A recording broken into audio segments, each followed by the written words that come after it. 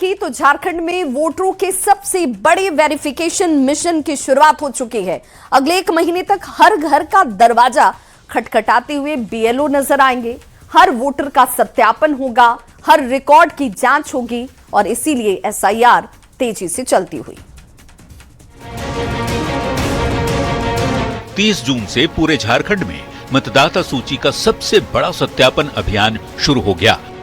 राज्य भर के बूथ लेवल ऑफिसर अगले 1 महीने तक घर घर पहुंचेंगे, मतदाताओं की मैपिंग करेंगे, इम्यूनरेशन फॉर्म भरवाएंगे और हर वोटर का रिकॉर्ड अपडेट करेंगे। चुनाव आयोग के मुताबिक राज्य में 2,64,63,236 वोटर्स हैं, जिनमें 2,17,20,731 की मैपिंग पूरी हो चुकी है, जबकि 47,42,505 मतदाता अब भी अनमैप्ड हैं। इन 47 लाख से ज्यादा अनमैप्ड मतदाताओं में ऐसे नाम शामिल हैं जिनकी मौत हो चुकी है, जो स्थायी रूप से दूसरी जगह जा चुके हैं, जिनके नाम एक से ज्यादा जगह दर्ज हैं या फिर जिनकी पहचान अब तक नहीं हो सकी है।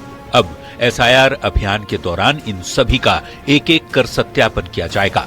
रांची में सबसे ज्यादा और लोहरदगा में सबसे कम अनमैप्ड मतदाता हैं। एसआईआर को लेकर निर्वाचन आयोग की तैयारी पूरी है।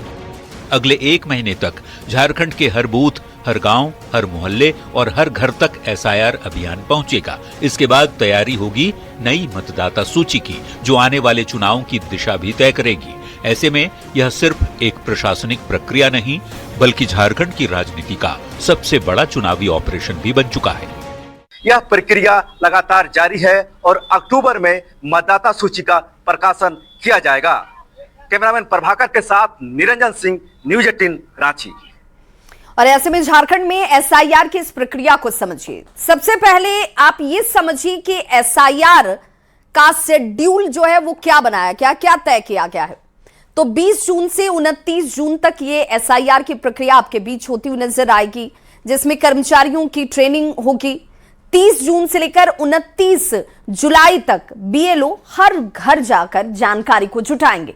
5 अगस्त को पहली वोटर लिस्ट जारी की जाएगी। 5 अगस्त से लेकर 4 सितंबर तक नाम जोड़ने और सुधार का मौका आपको दिया जाएगा। 5 अगस्त से लेकर 3 अक्टूबर तक नोटिस और शिकायतों की जांच होगी। 7 अक्टूबर अंतिम वोटर लिस्ट को जारी कर दिया जाएगा। अब जरा यह जान लीजिए कि एसआईआर में हिस्सा लेने के लिए आपके पास कौन से दस्तावेज होने जरूरी हैं। तो सरकारी कर्मचारियों के लिए पहचान पत्र या फिर पेंशन का आदेश जरूरी है। सरकारी संगठन द्वारा जारी पहचान पत्र या फिर दस्तावेज भी काम आएगा। जन्म प्रमाण पत्र आपके पास होने चाहिए। मैट्रिक का प्रमाण पत्र आपके पास होना चाहिए। अस्थायी निवास प्रमाण पत्र भी इसमें वैध दस्तावेज में से एक है, जो आपके पास है तो आपका काम बन जाएगा। वन अधिकार का प्रमाण पत्र आपके पास होगा तो भी ये वैलिड है। ओबीसी, एससी, एसटी के लिए जाति प्रमाण पत्र होना अनिवार्य है। पासपोर्ट, आधार कार्ड, स्थानीय निकाय का परिवार रजिस्टर, राज्य सरकार की तरफ से परिवार रजिस्टर जो तैयार किया जाता है वो भी है तो महत्वपूर्ण है। और राष्ट्रीय नागरिक रजिस्टर आपके पास है, ये भी जरूरी। अब जरा देखिए कि एसआईआर में आपका नाम जुड़वाने के लिए आपको कहीं जाने की जरूरत नहीं है। बीएलओ खुद आपके घर पर आएंगे। पर आप सोच रहे होंगे कि कहीं बीएलओ आए और आप घर पर ना हो तो फिर क्या होगा। तो देख लीजिए, बीएलओ कम से कम 3 बार आपके घर पर जरूर आएंगे।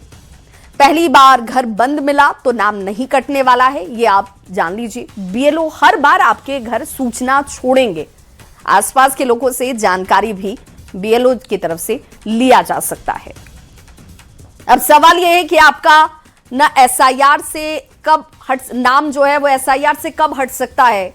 अगर आप घर का पता बदला क्या है, परमानेंट कहीं और शिफ्ट हो चुके हैं आप, अगर किसी शख्स की इस दौरान मृत्यु हो चुकी है तो उस परिस्थिति में नाम हट सकता है। एक से ज्यादा बार नाम अगर दर्ज हो चुके हैं तो ऐसी परिस्थिति में भी हटाया जा सकता है। कोई शख्स अगर भारतीय नागरिक नहीं है तो उसका नाम काटा जा सकता है।